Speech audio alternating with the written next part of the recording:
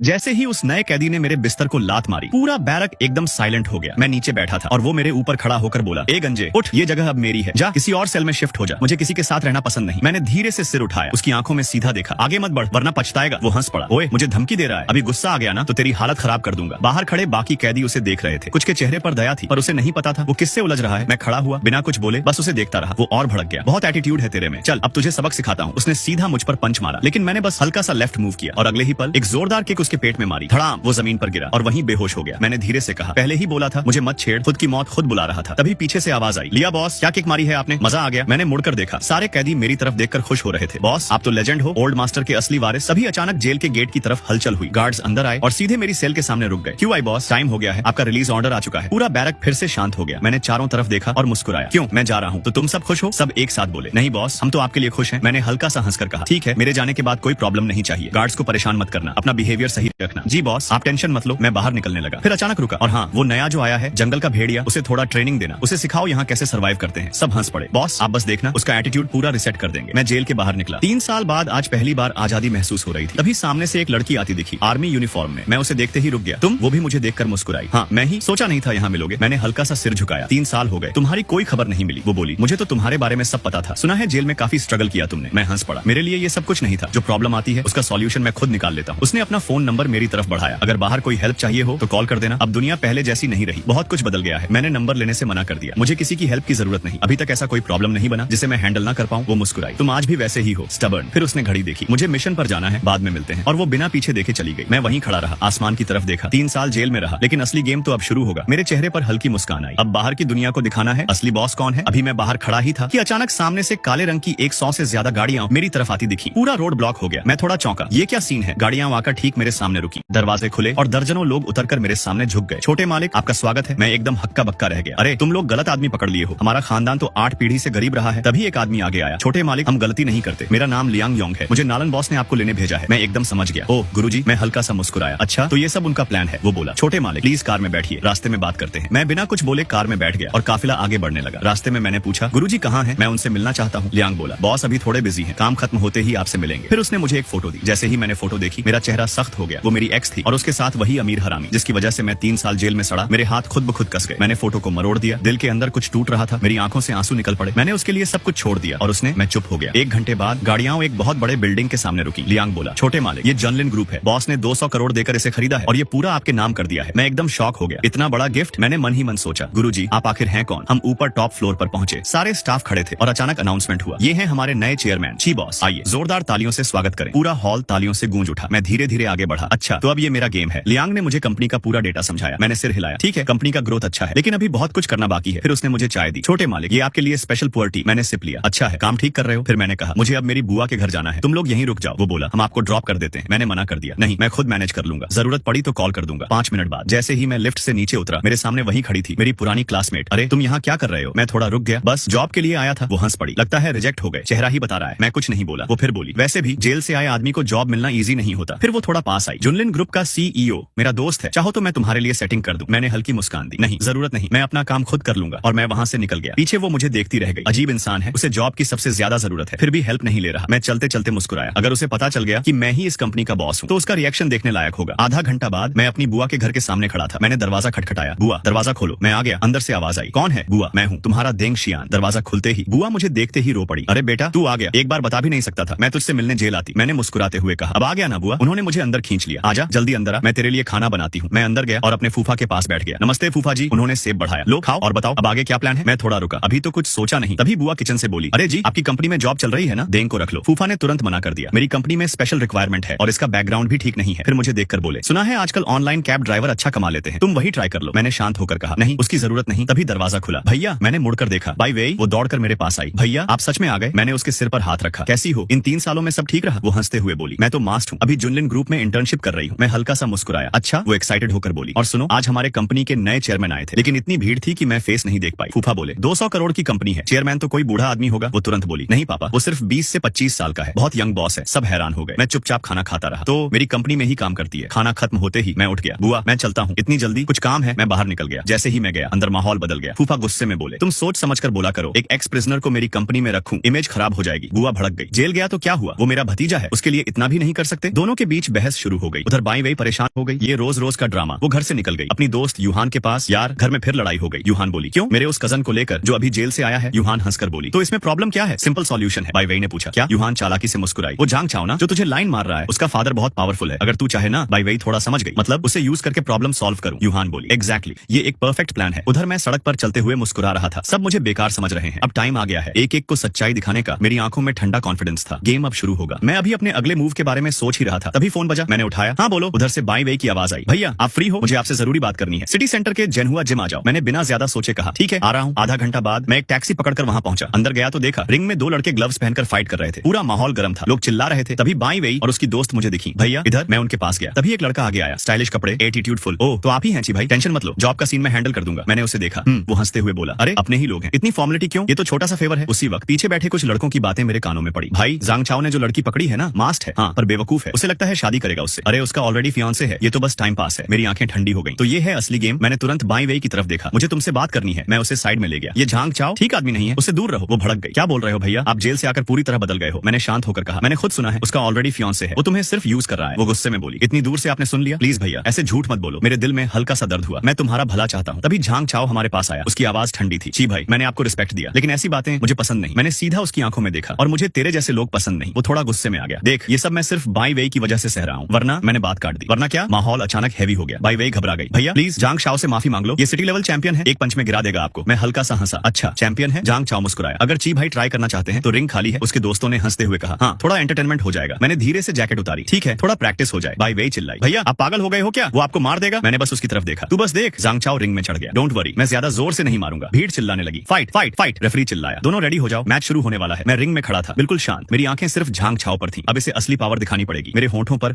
हल्की मुस्कान आई। गेम अब इंटरेस्टिंग